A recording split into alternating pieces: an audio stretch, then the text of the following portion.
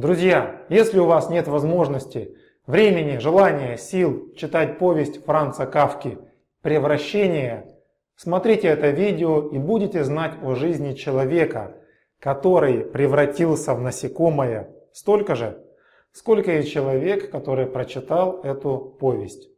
Написал ее Кафка в 1912 году. События происходят в тот же период. Кстати, я очень люблю Кафку, особенно Грефневую. Итак, просыпается однажды утром мужик и обнаруживает, что он превратился в страшное насекомое. Мужика звали Грегор Замза. Работал он камевояжером, то есть торговым агентом. Почему произошло это превращение, автор не объясняет. В общем, превратился и все. При этом Кафка даже не написал, в какое насекомое превратился Грегор. Написано, что у насекомого есть панцирь и он твердый, а также много лапок. Думаю, каждый сам для себя может представить это насекомое. Что-то на сон не похоже, подумал Грегор. Он захотел повернуться на бок и еще поспать. А не тут-то было. Как бы он ни старался, все равно оказывался на спине. Грегору нужно было идти на работу, его поезд отправлялся в 5 утра. На будильнике было уже 6:30. Следующий поезд был в 7, можно было успеть. В дверь комнаты постучала мама. Он пропищал, что встает. После мамы постучались отец и сестра. Они поняли, что что-то не так. Двери Грегор по привычке закрывал на замок. Ему как-то удалось слезть с кровати. В квартиру позвонили.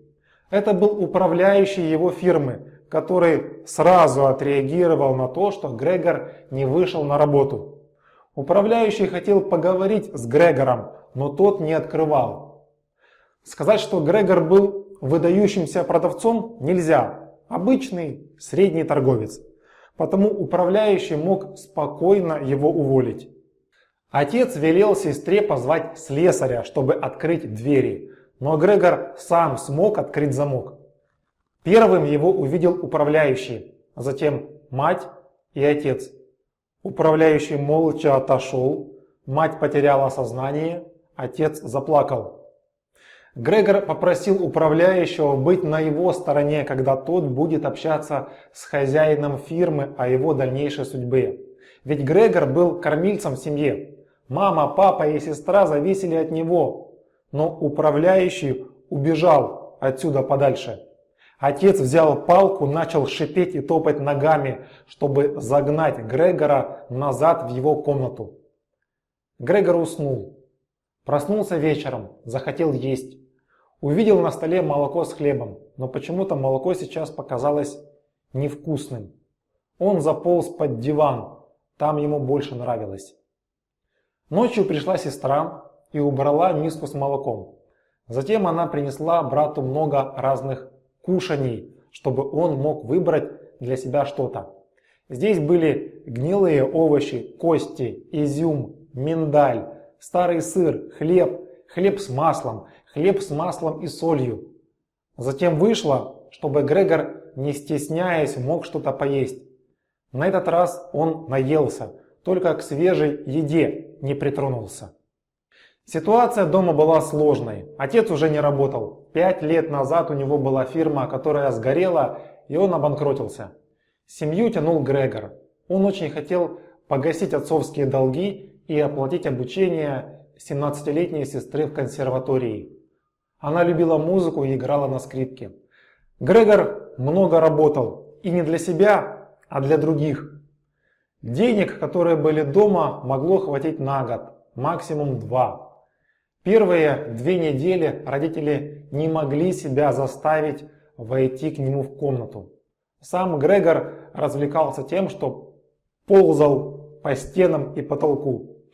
Грета поняла, что ему нужно больше места для ползания, и вместе с мамой убрала часть мебели из его комнаты. Мама думала иначе. Она считала, что нужно оставить в комнате все как есть. А прошло уже 2 месяца со дня его превращения. Грегор хотел мебель оставить на месте, потому он не смог безучастно наблюдать, как опустошают его комнату.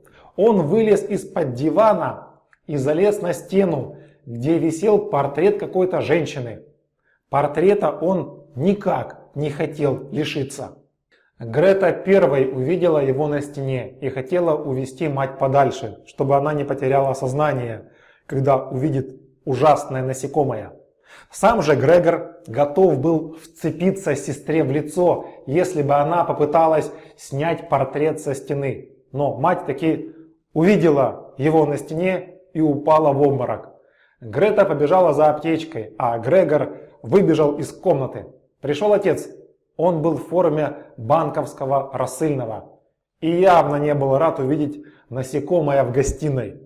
Отец начал бегать за Грегором, а потом стал кидать в него яблоки. Одно из них застряло у него в спине. Грегору стало плохо. Если бы не мать, которая остановила отца, наверное, отец забил бы его до смерти. От этого ранения Грегор страдал более месяца. Яблоко ведь никто не извлек из его спины. Вечером ему стали открывать дверь, чтобы он мог из своей комнаты слушать разговоры родных. Сам-то он давно уже не мог говорить, но все происходящее понимал, как и прежде. Сестра устроилась продавщицей в магазине. Теперь она меньше времени уделяла ему. В комнате стало грязно. Повсюду лежали кучи пыли и мусора. Однажды мама убралась у него. Так сестра ее за это сильно выругала, мол, это ее обязанность убирать у него в комнате. К Грегору стала заходить служанка. Однажды она так его достала своей болтовней, что он захотел напасть на нее. Служанка взяла в руки стул и замахнулась на него. Желание напасть резко пропало. Одну из комнат родители сдали 3 жильцам. Они привезли с собой свою мебель. Старую же поставили в комнату Грегора. Однажды вечером квартиранты ужинали. Услышали, как Грета играет на скрипке и попросили ее сыграть в гостиной. Пришли отец, мать и Грета. И Грегор высунулся из своей комнаты. Квартиранты увидели насекомое. Желание дальше жить в этой квартире у них почему-то пропало. И тут слово взяла сестра. Она сказала, что пора уже избавиться от этого насекомого, что они и так очень долго ухаживают за ним, что это уже не их Грегор. Отец согласился, мать заплакала. Грегор, услышав этот разговор, заполз в свою комнату. Сестра закрыла за ним двери на замок. О своей семье Грегор продолжал думать с нежностью и любовью. Он, как и сестра, думал, что должен исчезнуть.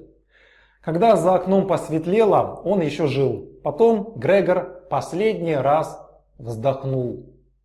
Мертвое насекомое утром обнаружила служанка. «Ну вот, и слава Богу», — сказал отец. Тело Грегора было сухим и плоским. Из комнаты вышли 3 арендаторов. Господин Замза попросил их покинуть его квартиру. С чувством облегчения пребывала вся семья Замза.